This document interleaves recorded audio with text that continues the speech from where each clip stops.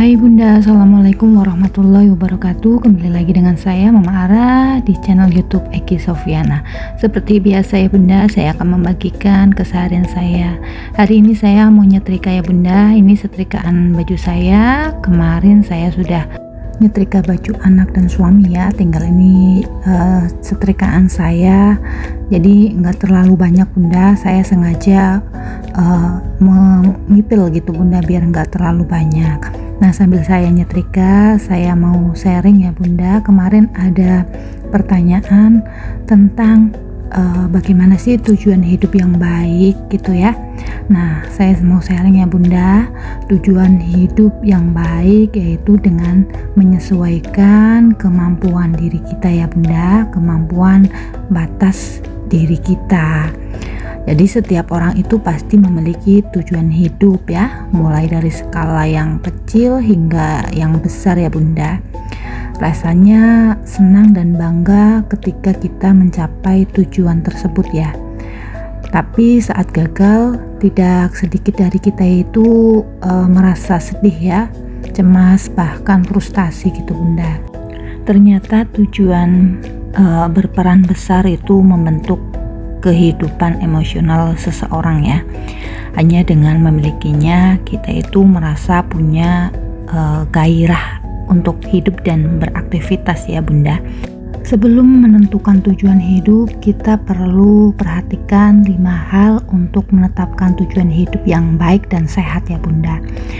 Yang pertama itu, tujuan kita itu harus penting bagi kita pribadi ya. Kita pasti akan lebih berkomitmen untuk mengejar tujuan yang penting untuk kita pribadi ya. Tujuan yang bukan hanya motivasi kita saja, tapi bisa memberi perasaan positif yang lebih besar ketika kita berhasil mencapainya. Cari tujuan yang sesuai dengan value kita ya sebagai seorang pribadi.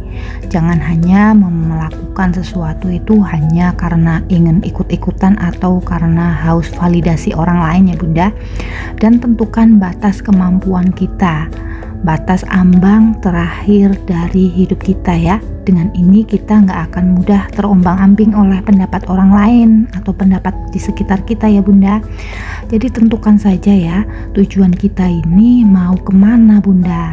Misalnya ya kita ini mampu di batas 80% ya. Ya sudah kita lakukan sesuai dengan batas kemampuan kita. Jangan sampai lebih dari 80% gitu ya Bunda, karena kalau kita lebih dari itu yang ada nanti kita malah jadi pusing sendiri Bunda. Nah tujuannya nggak kecapai, yang ada kita nanti akhirnya hilang semangat untuk melakukan atau menjalani kehidupan kita ya. Kemudian hindari menetapkan tujuan yang terlalu mudah atau terlalu sulit Bunda. Terkadang itu kita berekspektasi terlalu tinggi pada diri sendiri dengan menetapkan target-target yang tidak realistis ya Bunda. Tidak ada salahnya dengan bermimpi, tapi jika jauh lebih baik bila awalnya kita itu menetapkan tujuan yang sesuai dengan kemampuan diri kita ya. Jangan terlalu tinggi untuk menargetkan sesuatu ya Bunda. Nah tujuan tak realistis hanya akan menjadi bumerang bagi diri kita sendiri ya Bunda. Awalnya memang mungkin akan memotivasi diri kita, tapi kalau kita tidak merasa tidak mampu atau bahkan merasa kewalahan saat tidak berhasil meraihnya, jauh lebih baik untuk membuat tujuan kecil saja secara bertahap namun berprogres dibanding langsung muluk tapi tidak melibatkan proses apapun ya, tidak terjadi apa yang kita inginkan gitu Bunda. Jadi lebih baik kita sesuaikan sajalah dengan kemampuan kita ya Bunda. Jika kita misalnya nih punya tujuan ya, udah di umur sekitar 30-an sudah punya rumah gitu ya. Rumahnya yang bagaimana dulu Bunda? Jangan misalnya saya mau bikin rumah 3 lantai gitu ya. Ya kalau kita mampu nggak masalah, tapi kalau tidak mampu dipaksakan pun nanti hasilnya tidak akan memuaskan, bahkan kita akan cenderung kecewa ya Bunda. Jadi kalau mampunya bikin rumah satu lantai ya sudah, kita punya tujuan bikin rumah satu lantai di usia 30, ya sudah kita berprogres saja, berproses gimana caranya kita bisa bikin rumah satu lantai di usia 30 gitu.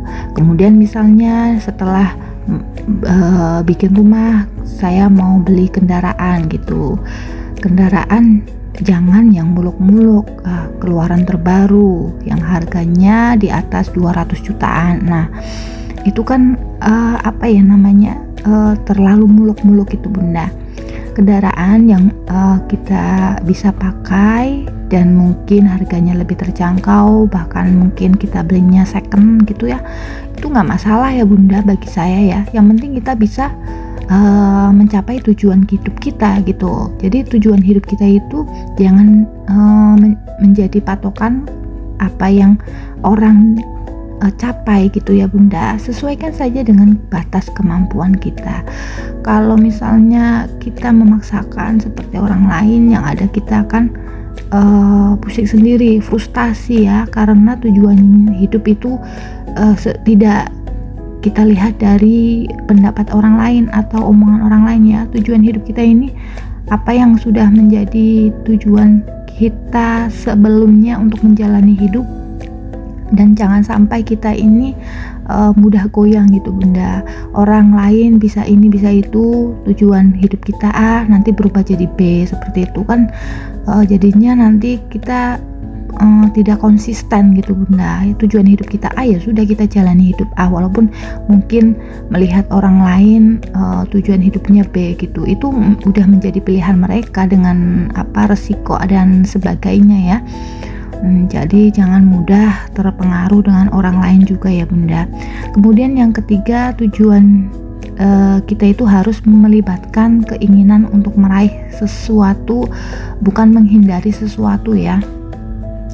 Apa yang kita akan dapatkan bila terus-menerus menghindari sesuatu. Contoh sederhana, ketika kita menghadapi masalah, dengan menghindarinya, buatlah rencana untuk mengatasinya ya Bunda.